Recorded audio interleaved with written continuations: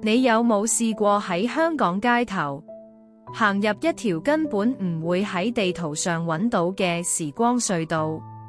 今日帶你去中環舊街市裏面，揾到一條隱蔽嘅地下通道，舊碼頭倉庫嘅舊磚牆，入面掛住100年前嘅電報機同舊式路燈，光線暗暗，好似時光倒流。